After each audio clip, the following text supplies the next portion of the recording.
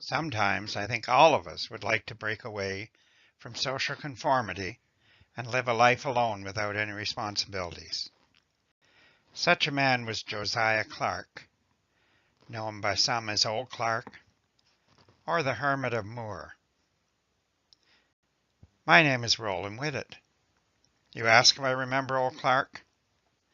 My mom, my pa, me, and my sisters moved here in the spring of 1839 from just west of old Muddy York when I be only about 7 year old. My pa was granted land here in the valley along the Bear Creek. Had to clear all those trees and build a cabin before the snows came. Everything be going well till my pa and my sis got the fever the next spring. Only lasted a few weeks. Then they were gone, leaving Ma and me alone. Folks hereabouts would try and help, but they had their own problems.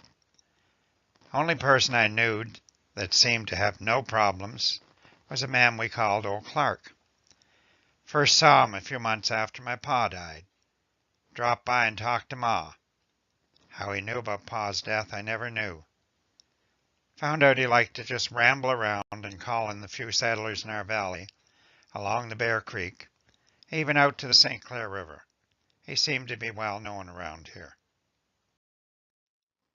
When I followed him one time, I saw him go into what must have been his home. Just something dug out of the bank of the Bear Creek and supported by logs. Even some kind of a door outside of which there was 2 pine trees. Perhaps they was put there as much to protect him from his mysterious past as to protect him from the elements. Always dressed in what looked like rags.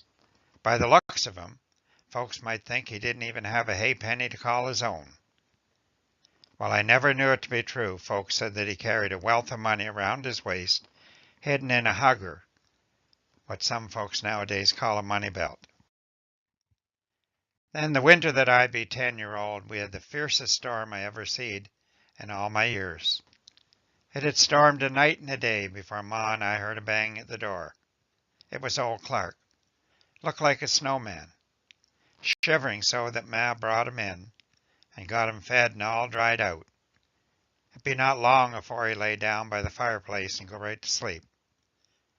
A few hours later, when Ma heard a scream, she got out of bed and found Old Clark on fire. Sparks from the fireplace had jumped right onto one side of his old raggedy shirt and burned one arm real bad before he woke up and started to yell.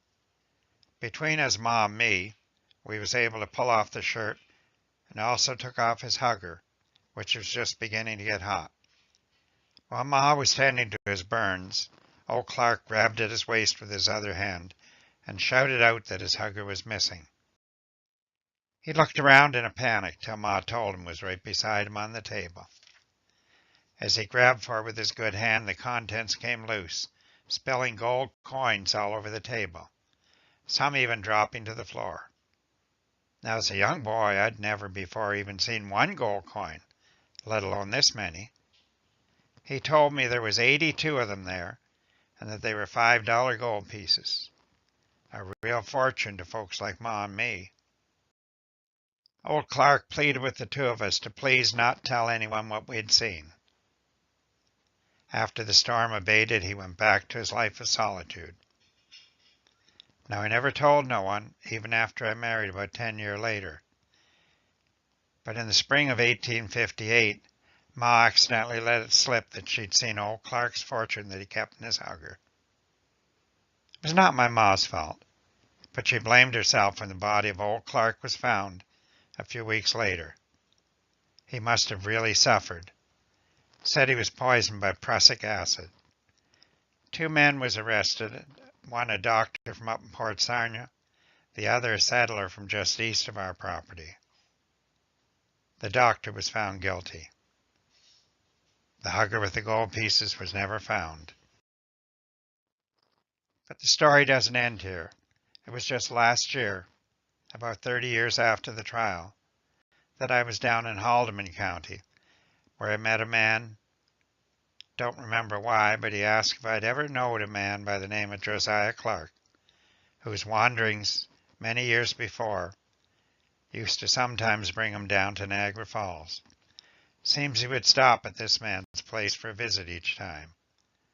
On one of those visits, when old Clark became seriously ill, he confided to the man that his real name was Joshua Sears, and that he came from a wealthy Massachusetts family. So it seems that old Clark lived much of his life as a mystery. He died in mystery, but he bet he would likely be very happy to know that his remains lay in an unmarked grave in Bear Creek Presbyterian Churchyard on the 6th line of Moore.